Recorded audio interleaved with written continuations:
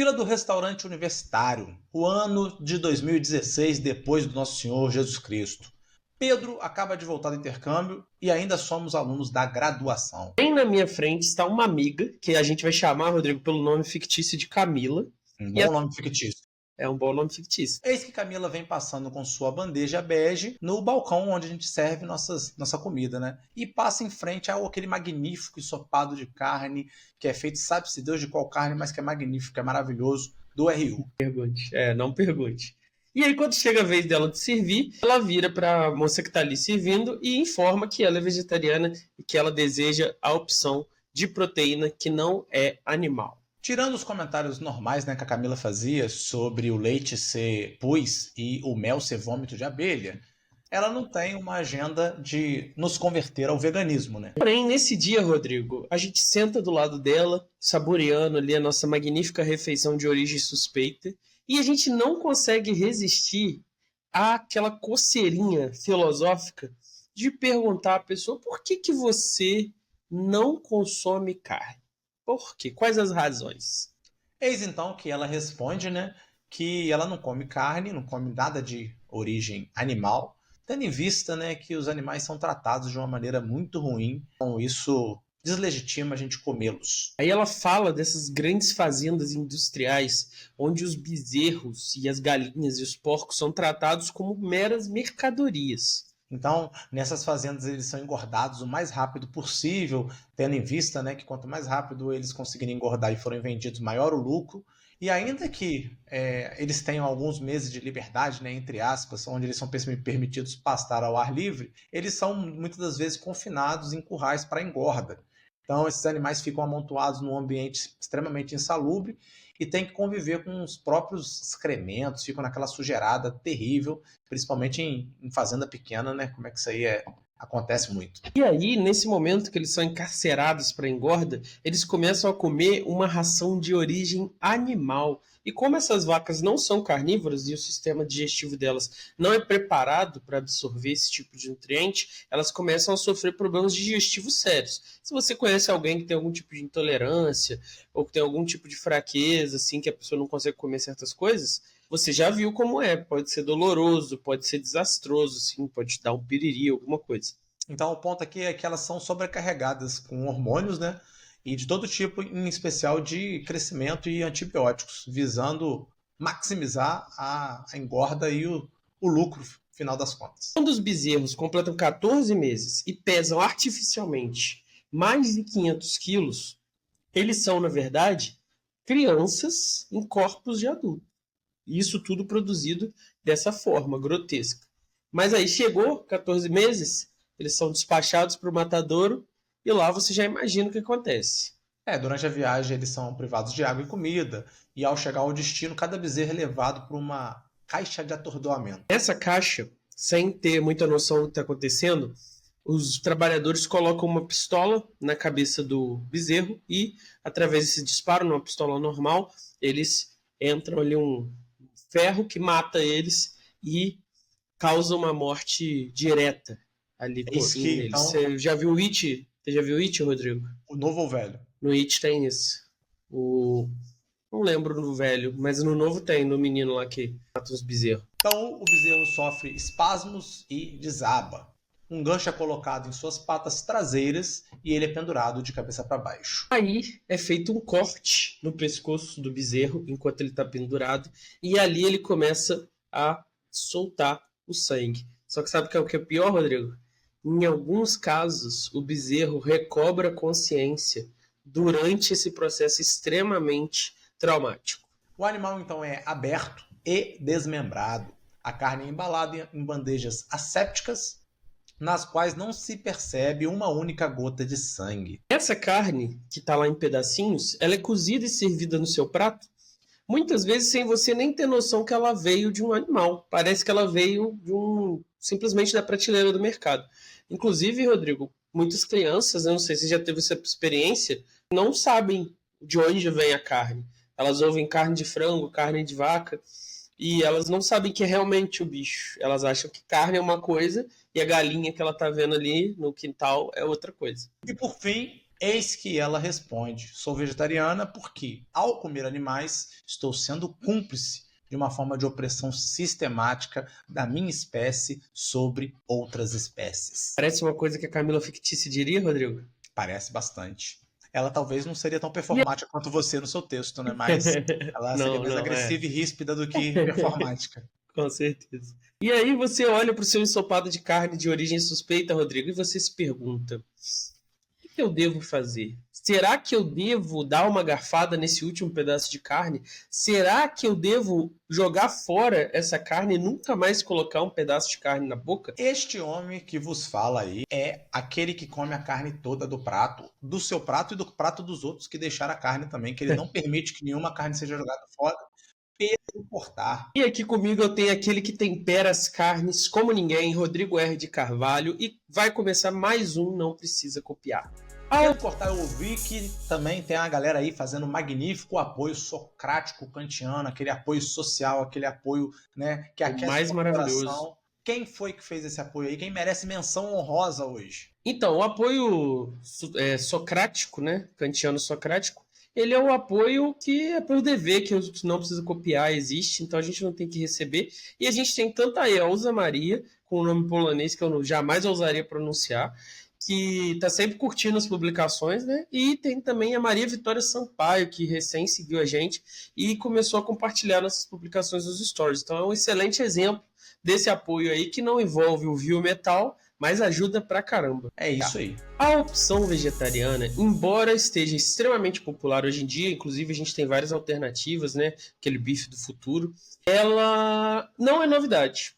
No século V a.C., os seguidores do Pitágoras já praticavam, né? Esse filósofo fundou uma comunidade no sul da Itália, em Crotona, e lá eles viviam de um jeito bem diferente, que parecia em alguns aspectos, não em falar grego, né, Rodrigo? Com monges do Tibete, por exemplo. Seus discípulos buscavam a purificação espiritual e corporal. Viviam de forma muito diferente de seus contemporâneos e seguiam uma série de normas, entre as quais estava a de não comer animais. E o negócio era tão sério, Rodrigo, que antigamente, muito antigamente, nos dicionários, se você procurasse a definição de pitagórico, um dos verbetes era aquele que se abstém de comer carne. Olha só, curioso. Olha, de tudo que eles faziam, é isso que aparecia no verbete. Fantástico. Eles Muito afogavam pessoas que descobrissem a raiz de 2, então é uma coisa a se É considerar. verdade. O poeta romano Ovídio registra em suas Metamorfoses um discurso de Pitágoras contra o sacrifício de animais e o consumo de carne, no qual você pode ler essas palavras. Olha, traduzidas diretamente do latim pelo chat GPT, então não sei se ficou bom ou não. Não pude conferir com o Fábio, porque ele está de férias, então não deu para pedir ele para dar uma olhada. Cessai, mortais, de macular vossos corpos com festins sacrílegos. Sacrílegos. Sacrílegos. Então, de novo. Cessai, mortais, de macular vossos corpos com festins sacrílegos, a cereais, a frutas que curvam os galhos com seu peso. A terra oferece alimento ternos e manjares sem matança nem sangue. Alguns também atribuem ao mestre de Crotona as seguintes palavras: Enquanto os homens continuarem massacrando seus irmãos animais, reinarão na terra a guerra e o sofrimento. E eles se matarão uns aos outros, pois aquele que semear a dor e a morte não poderá colher alegria nem paz, cara. E aí ele completa ainda, Pedro: nunca molhe seu pão no sangue dos animais, nem nas lágrimas de seus semelhantes. Os pitagóricos, eles eram vegetarianos tanto por compaixão, né, que eles viam esses animais como irmãos, mas também por aperfeiçoamento espiritual. Um homem misericordioso e de espírito elevado não pode gerar sofrimento a outro ser vivo se dispõe de outras opções, né, para se alimentar, não tem necessidade imediata de comer, de sacrificá-los. Né? Esse tipo de prática, que envolve uma certa ascese religiosa, existe em vários outros ramos também, né? Não só no pitagorismo. Então, por exemplo, algumas correntes budistas vetam o consumo de carne. E há outras que recomendam o não consumo como maneira de penitência, né? como os católicos na quaresma nas sextas-feiras, todas as sextas. Todas as sextas-feiras. Isso Você não contou isso no com católico, Brasil. não, né? Não, vou te explicar. Você quer saber? Eu te explico. Claro. No Brasil, não sei se é no Brasil ou se no mundo latino. No todo o catolicismo, você não pode comer sexta-feira. Mas os bispos do Brasil, eles fizeram um documento, uma orientação. Eu não sei muito bem, tá, ouvinte? Porque eu não sou especialista no assunto. Eles fizeram uma orientação que você pode comutar essa penitência. Então, você pode trocar, se por algum motivo for, essa penitência por caridade. Então, você pode, em vez de não comer carne na sexta-feira, fazer uma obra de caridade. É uma boa O Fagner ferramenta tinha para que estar aqui. aumentar a caridade, né? Não é? Pois é. Mas, assim, de regra, nenhuma sexta-feira pode comer carne nem a quaresma. Só que olha que curioso, Rodrigo. Eu estava vendo outro dia e eu fui procurar saber e realmente tem fontes que apontam isso. Quando os católicos chegaram aqui nas Américas, eles encontraram vários animais, né, que não existiam na Europa. Concorda comigo? E um desses animais é a capivara. Alguns padres da Venezuela, quando chegava a época da quaresma, você não podia comer carne vermelha, mas o que a gente come na quaresma, normalmente, na sexta-feira santa? Peixe. Peixe. Então o que eles se perguntaram? A divisão não era carne e vegetais, era carne vermelha e peixe. Então o que eles se perguntaram? Bom, nós temos um bicho que tem aquelas pelinhas entre os dedos para nadar. Ele vive na água, né? A maior parte do seu dia ele vive na água. Será que a capivara conta como carne ou como peixe? E aí eles mandaram essa carta para o Vaticano e receberam autorização do Vaticano para comer capivara. Então, se você é católico, Rodrigo, e for uma sexta-feira, for uma quaresma, você pode comer uma capivara. Deixa eu ver se eu entendi. Eles não mandaram a foto da capivara, certamente, né? Eles mandaram uma descrição que basicamente se concentrou na pata que parece de um pato. E aí eles enganaram o Vaticano. Basicamente foi isso que aconteceu. Não. Eles ofereceram essas informações. Ele vive na água. Entendi. Ele tem esse pé especial. Fantástico. E aí, pode comer? E foi liberado. Porque foi em 1600, 1700. Particularmente, esse programa já valeu por duas informações. A primeira é que o católico não pode comer carne sexta. E que a gente trocou isso por benfeitoria aí para a humanidade. E segundo, que capivara foi tida como peixe. E a carne vermelha, no caso de você abrir ela, a carne ser vermelha, também ignoraram essa informação para o Vaticano, né? Não sei se a carne da capivara é vermelha. Eu chutaria que sim, né? Ela parece um porco. Se bem que a carne de porco é mais branca. Eu não sei se isso foi revisado com o tempo, conforme as informações circularam melhor. Eu sei que tem fontes que apontam esse consumo de carne, especialmente ali na região da Venezuela, por pessoas católicas. Segue o barco. Depois, esse vídeo aqui foi feito com o apoio de uma incrível empresa que é parceira do Não Precisa Copiar há um tempão já, Rodrigo, Sabiá Registros de Marcas. Diz aí para o nosso ouvinte se ele tiver um projeto, se ele tiver uma empresa, se ele tiver um produto e ele quiser proteger, o que ele pode fazer? Ele vai fazer uma coisa muito simples, ele vai olhar aí na nossa descrição, vai contatar o Sabiá Registro de Marcas e vai deixar tudo por conta deles, vai usar o nosso cupom NPC10 e não vai ter mais problema nenhum. Eles só vão assinar um papel virtual, né? E vão deixar por conta do pessoal da Sabiá, que vai resolver tudo. Vai só entregar a marca já registrada e protegida para o nosso ouvinte. Depois do Pitágoras, e provavelmente, né, Rodrigo, com os escolásticos deve ter tido esse debate, né, se eles debatiam o sexo dos anjos, eles devem ter debatido a legitimidade de comer capivara. Esse debate do direito dos animais, da ética do consumo de carne, ficou meio submerso. E ele foi voltar aos holofotes com muita relevância com a obra de Peter Singer, em 1975, num livro que se chama Libertação Animal. Então, para o filósofo australiano, né, essa luta contra a discriminação ainda não terminou, né? A batalha contra a discriminação, que começa com a libertação das pessoas negras nos países onde tinha escravidão e segue com a libertação dos gays e das mulheres nos países que eles sofrem algum tipo de opressão, não chegou ao fim, não em relação a eles, mas não chegou ao fim nas categorias que faltam englobar. Categorias de libertação, né? Ainda há outra categoria de libertação aí para ser ensejada, né?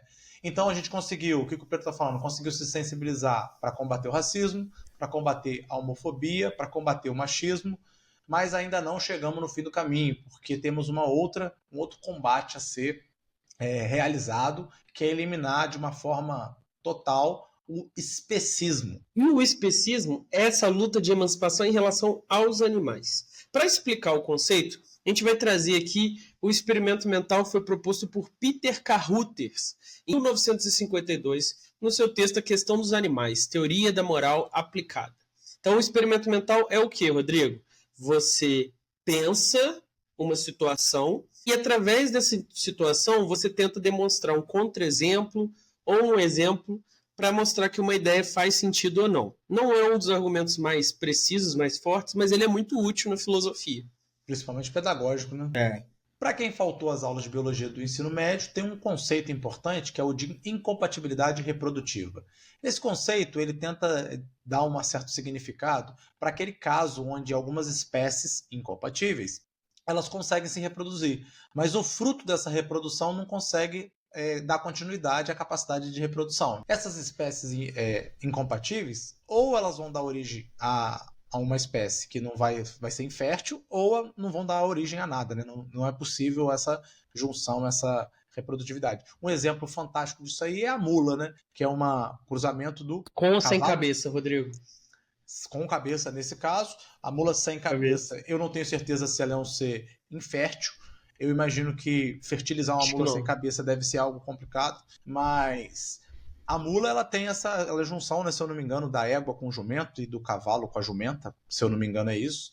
E ela é infértil, ela não consegue se reproduzir. E uma outra coisa que vocês precisam saber é que mais ou menos 10% dos casais humanos são estéreis. Então, de todas as pessoas que você conhece aí no mundo, 10% são estéreis. O que isso significa? Eles não vão conseguir produzir nenhum tipo de bebê, de nenhuma situação, certo? Mesmo fazendo remédio, mesmo fazendo tratamento, não vão conseguir. Então, vamos supor o seguinte, que se descobrisse que isso se deve, de fato, ao que seria a tentativa de junção de duas espécies humanas totalmente diferentes, os majoritários e os minoritários. Esses seres humanos minoritários, eles são em tudo idênticos aos majoritários. A única coisa que permite a gente descobrir que eles são de outra espécie é o fato de que eles são incompatíveis reprodutivamente. Eles cruzam entre minoritários e majoritários e os casais são estéreis. Fora isso, eles são iguais.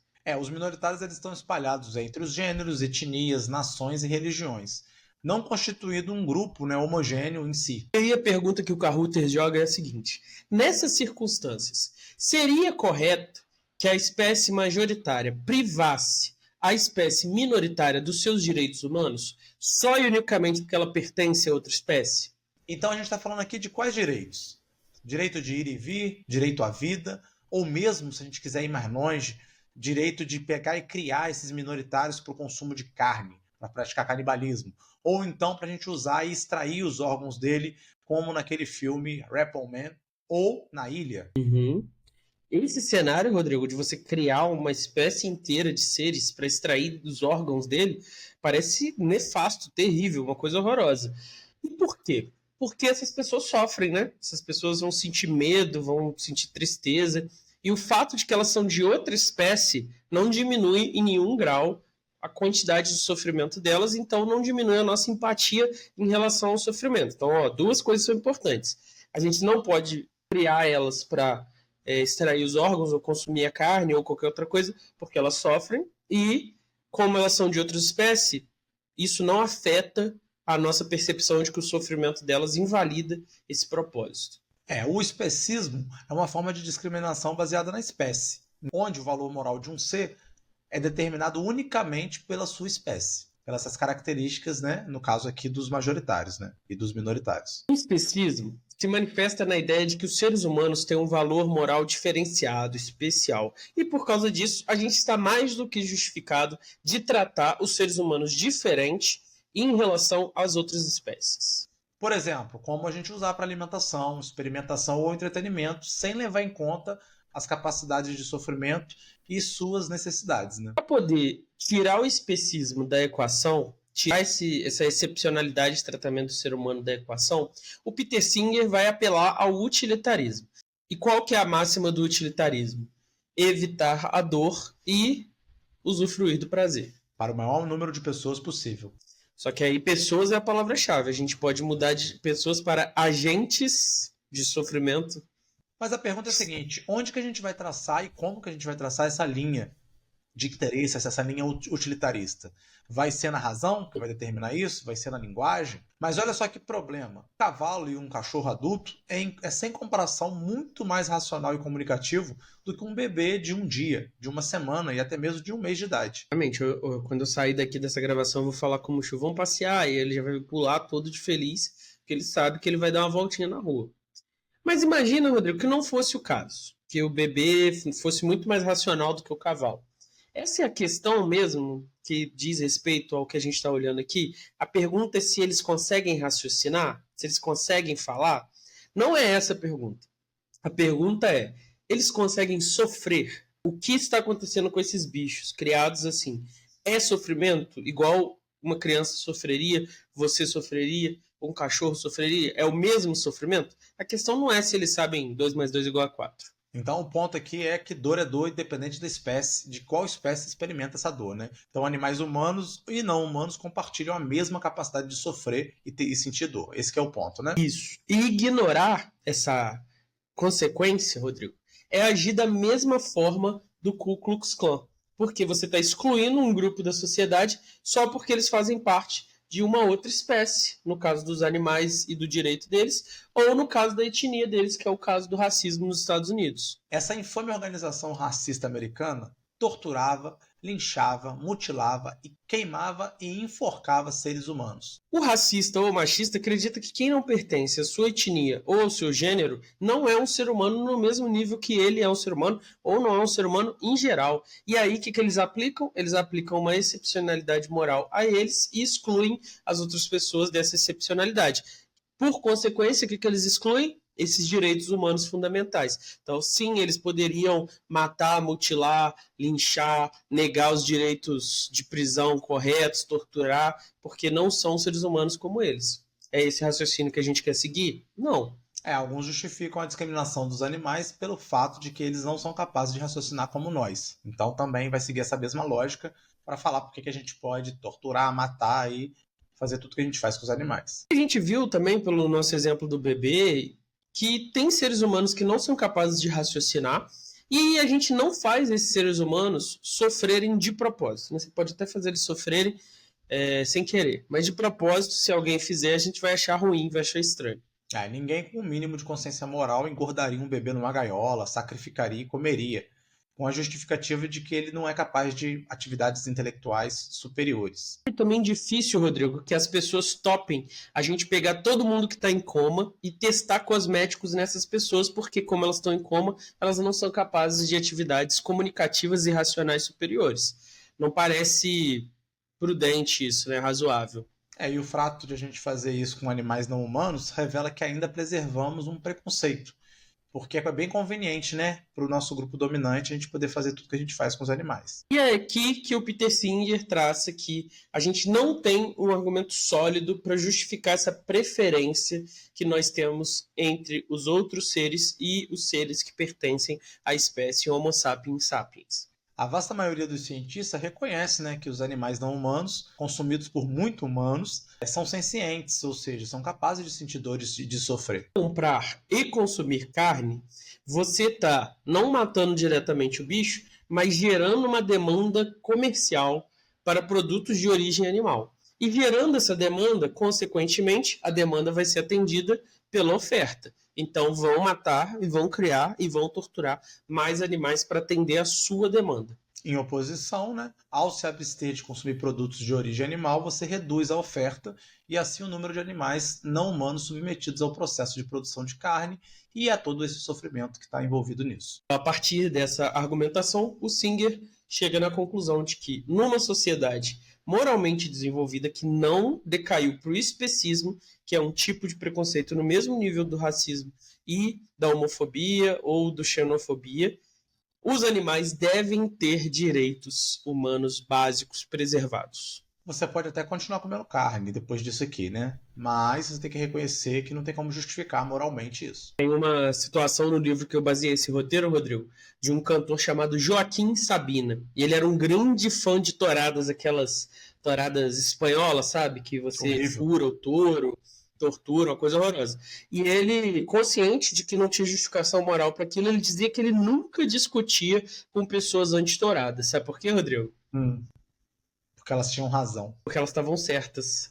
Não faz sentido se discutir com alguém que tem razão. Fantástico. Pedro Cortá, você sabia que a gente tem um novo apoiador? E esse apoiador aí é uma figurinha aí batida do ICH. Se você estiver rondando lá, você vai ver ele. Então, quinta e sexta você tá lá, né? Então você deve ver ele por lá aparecendo. Sempre Você dá um vejo ele abraço, lá, um abraço do homem, não precisa copiar nele.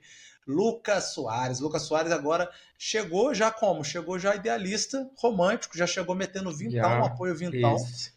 Então fica aí, um salve pro Lucas. O Lucas é um dos desenvolvedores, Rodrigo, do romantismo pragmático. Então faz todo sentido ele apoiar romanticamente. O que seria o romantismo pragmático?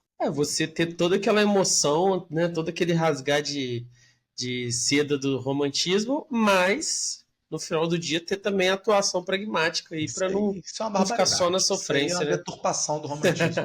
Não quero mais o apoio do Lucas, se ele for um apoiador desse tipo. Manda se tornar. Se você quer ser como o Lucas, apoiar a gente com um vintão, você vai lá no Catarse e faz a assinatura idealista romântica. Se vintão é muito dinheiro para você, faça como o nosso eterno Luan Molose e faça o apoio com cincão honesto, firme. O Lucas, a gente não sabe se o Lucas vai continuar. O Luan, não. O Luan, ele vai até o fim. Então, você pode fazer esse apoio. Já conto com esse dinheiro. Exatamente. A gente já faz dívida aqui no Consignado contando com o Luan. Na hora de fazer o orçamento. Se você tá na merda total, você pode fazer, sabe o quê? Um Pix aleatório, um Pix de R$1,99, um Pix de 3 contos. 5 centavos. 5 centavos. Exatamente. Se você gostou do nosso episódio, você vai clicar, a primeira coisa que você vai fazer é clicar na playlist, ver se tem outros episódios vinculados a esse episódio, assistir também, descobrir quais são as outras playlists do Não Precisa Copiar, ver o que te interessa assistir. O que mais que você pode fazer, Pedro Cortá? Se você gostou do vídeo, não deixe de curtir, compartilhar, comentar. Se você não gostou, comenta também, xinga a gente, discute. E é isso. É isso aí, valeu!